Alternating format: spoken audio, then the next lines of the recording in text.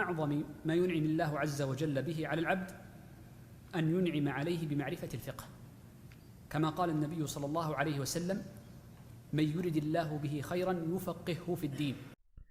بسم الله الرحمن الرحيم. الحمد لله رب العالمين، وأشهد أن لا إله إلا الله، وأشهد أن محمدا عبده ورسوله. طيب, donc après avoir fini les petites ablutions et l'essuyage, nous rentrons dans le chapitre des grandes ablutions. El-Ghusl, le lavage rituel, aussi appelé le lavage rituel. Donc, il va y avoir un seul pilier. Donc, son seul et unique pilier, ça va être de toucher, d'englober tout le corps avec l'eau nécessaire pour le lavage. Et rentre dans le fait de toucher tout le corps, la bouche et le nez, qui font partie intégrante du visage. Donc également, on va avoir une seule obligation qui est at-tasmiya, le fait de dire Bismillah. Et comme pour les ablutions, les petites, la différence entre le pilier et l'obligation est le fait que l'obligation, si on l'oublie, le lavage sera quand même valide. Alors qu'un oubli du pilier invalidera également le lavage. Par exemple, une personne qui oublierait de laver, par exemple la bouche, qui oublierait de faire al-madmada dans al-ghusl, son ghusl ne serait pas valide. D'accord? Ensuite, on va voir les conditions. Donc les conditions sont les mêmes que pour al-wudu. D'accord? Donc par exemple, la pureté de l'eau, que l'eau soit pure et purifiante. Tahurun. Que l'eau soit mubah, que ce soit une eau autorisée, qui n'a pas été volée par exemple. Donc, et toutes les conditions, enlever les choses qui empêcheraient l'eau d'arriver à la peau, etc. Les mêmes conditions, les mêmes shurut que pour les ablutions. Ensuite, pour le ghusl, on a parmi les conditions du coup an-niyya, l'intention, et on va avoir trois cas. Donc le premier cas, c'est de mettre l'intention lors du ghusl, par le ghusl, d'enlever les deux états d'impureté. Par exemple, une personne qui devrait faire le ghusl à cause d'un annulatif euh, de la grande impureté, à cause de la présence de la grande impureté. Donc nous les verrons dans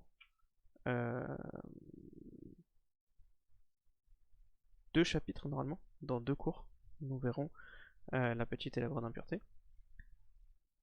Donc par exemple, une femme qui se purifie de ses règles, elle est en état de grande impureté, elle doit du coup faire le lavage, et elle a aussi la petite impureté.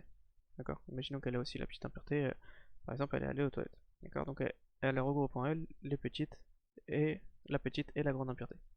Donc en faisant le lavage pour la grande impureté et en mettant l'intention de lever les deux, c'est-à-dire la petite et la grande en même temps, uniquement par le lavage, cela suffit. Donc elle lèvera les deux états d'impureté. Si elle met l'intention, toujours cette même personne, elle met l'intention d'enlever l'impureté de manière générale. C'est-à-dire, elle se dit par exemple, ok, voilà, je vais me laver pour me purifier.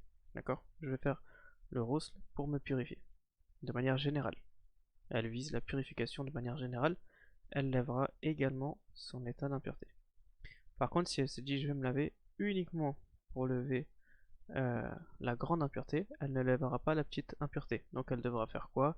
Si elle veut prier par la suite, refaire el-wudu, refaire les petites ablutions. Ensuite, nous avons du coup les sunan. Donc, parmi elles, le fait de commencer par se laver les mains 3 fois avant de commencer el-ghusl, comme pour el-wudu.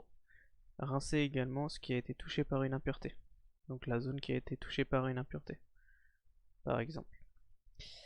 Ensuite, faire les ablutions. Donc avant de commencer le lavage, faire les ablutions. Ensuite, commencer par le côté droit, le côté droit de son corps. Donc laver toute la partie droite de son corps.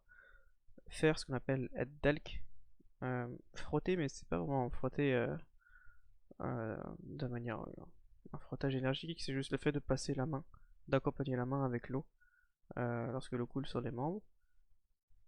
Ensuite, parmi les sunan également, d'asperger la tête 3 fois au début, donc faire sa tête 3 fois, de mouiller sa tête 3 fois, comme si on faisait 3 rinçages de la tête.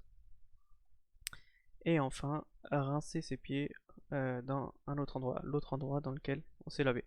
Par exemple, aujourd'hui, on pourrait faire une analogie dans nos salles de bain. On ferait le roussel dans la baignoire ou la douche, et les pieds dans le lavabo, par exemple. Ce serait euh, une analogie qui serait correcte dans ce cas-là. Donc, alhamdoulilah, nous avons fini le chapitre du roussel, et nous allons commencer le remplaçant, ou ensuite le remplaçant de la purification par l'eau. Alhamdulillah.